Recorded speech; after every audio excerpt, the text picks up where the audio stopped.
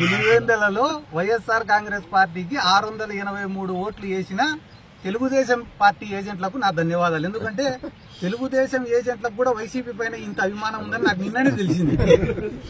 కాబట్టి ముందుగా వాళ్ళకి ధన్యవాదాలు తెలుపుకుంటానా. అన్న, ఎవరైతే ఈరోజు ప్రెస్ మీట్లు పెట్టి లోపల నుంచి రావడం లేదు నవ్వు వాళ్ళకి. ఎందుకంటే 10,000 ఓట్ల కోసం మనమందరం టికెట్లు కన్ఫర్మ్ చేసుకునేమేందిరా అని బాధపడుతున్నారు వాళ్ళే. అది కేవలం 10,000 ఓట్లుండే జెడ్పీటీసీ. ఆ ఎలక్షన్ల కోసం మంత్రులు, ఎమ్మెల్యేలు, 800 మంది పోలీసులు, ఐజీ గారు, ఎస్పీ గారు అన్ని పనులు వదిలిపెట్టుకొని పాపం ఆ గండికోట బాలిక మిస్సింగ్ కేసును కూడా విడిచిపెట్టి కేవలం ఒక జెడ్పీటీసీని గెలిపించేదానికి ఇంతమంది యంత్రాంగం దిగినప్పుడే ఇంకా జగన్మోహన్ రెడ్డి గారు ఎంత బలమైన నాయకుడు అనేది మనం అర్థం చేసుకోవాలా.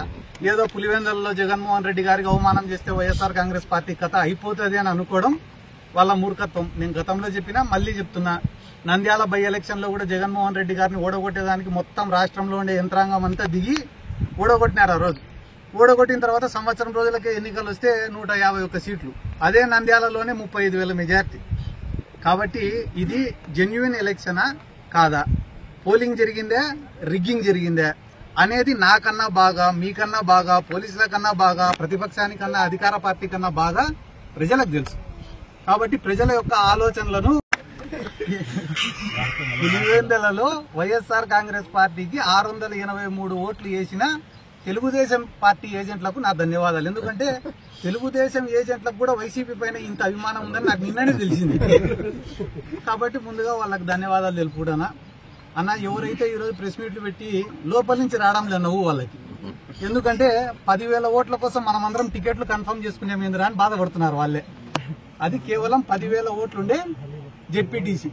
ఆ ఎలక్షన్ల కోసం మంత్రులు, ఎమ్మెల్యేలు, 800 మంది పోలీసులు, ఐజీ గారు, ఎస్పీ గారు అన్ని పనులు వదిలిపెట్టుకొని పాపం ఆ గండికోట బాలిక మిస్సింగ్ కేసును కూడా విడిచిపెట్టి కేవలం ఒక జెడ్పీటీసీని గెలిపించేదానికి ఇంతమంది యంత్రాంగం దిగినప్పుడే ఇంకా జగన్మోహన్ రెడ్డి గారు ఎంత బలమైన నాయకుడు అనేది మనం అర్థం చేసుకోవాలా.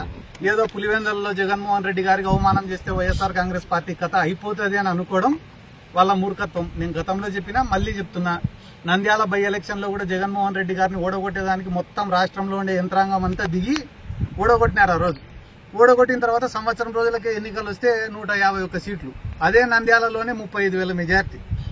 కాబట్టి ఇది జెన్యున్ ఎలక్షనా కాదా, పోలింగ్ జరిగిందే, రిగ్గింగ్ జరిగిందే అనేది నాకన్నా బాగా, మీకన్నా బాగా, పోలీసుల కన్నా బాగా, ప్రతిపక్షానికన్నా, అధికార పార్టీ కన్నా బాగా ప్రజలకు తెలుసు.